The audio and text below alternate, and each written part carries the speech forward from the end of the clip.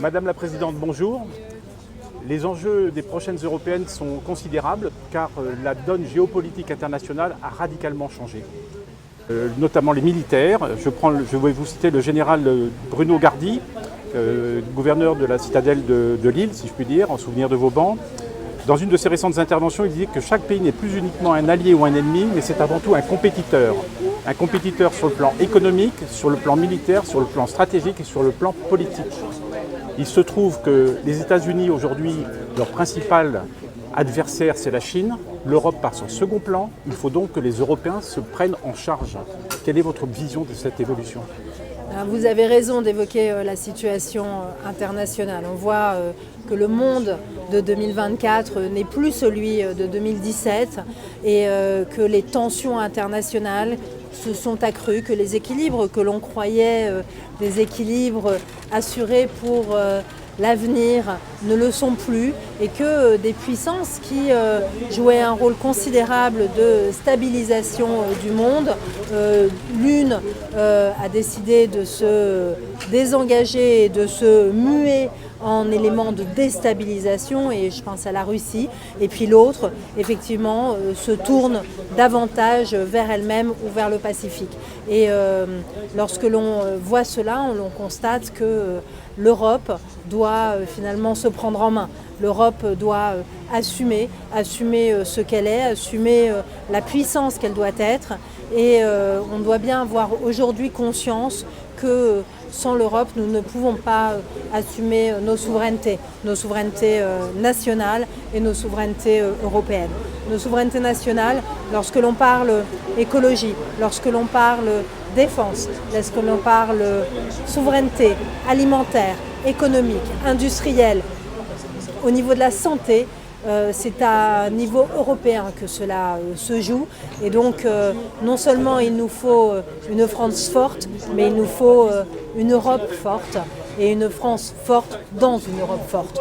Et c'est, à mon sens, la seule façon de pouvoir faire face aux défis qui sont devant nous.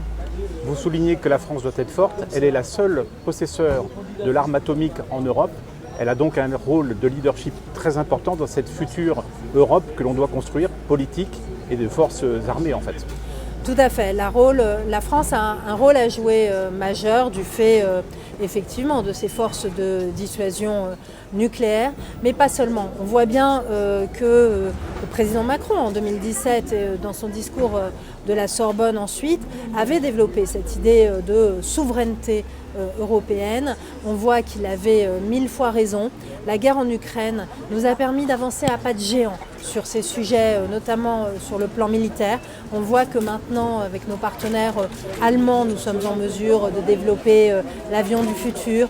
Nous voyons que chacun, à sa manière, est entré en quelque sorte en économie de guerre pour davantage pouvoir fournir des armements, des munitions à nos amis ukrainiens. Et donc on voit bien qu'il y a une prise de conscience due à ces événements qui étaient inattendus, qu'il y a une prise de conscience majeure, mais j'ai envie de dire salutaire sur cet aspect d'autonomie de l'Europe en matière de défense. Il ne s'agit pas du tout de considérer que nous sommes seuls. Évidemment, nous pouvons compter sur nos alliés américains.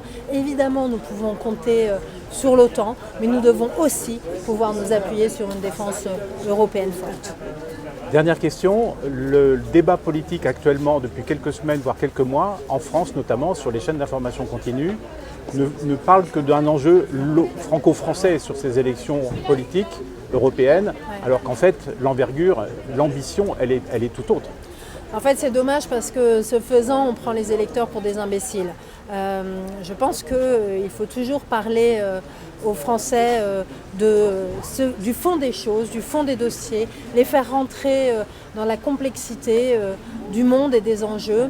Et là, ce qu'il y a devant nous le 9 juin prochain, c'est une élection européenne qui a de l'importance. Et en fait, considérer que l'enjeu est uniquement national, eh bien, c'est passer à côté du vrai sujet qui est aujourd'hui posé, c'est ces questions et ces sujets européens.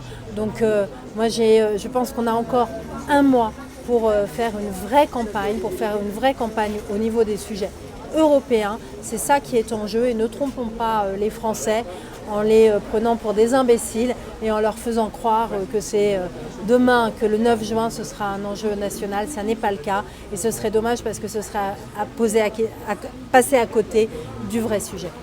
J'espère que votre parole va être entendue et qu'un maximum de citoyens iront aux urnes le 9 juin. Merci Madame la Présidente. Merci à vous.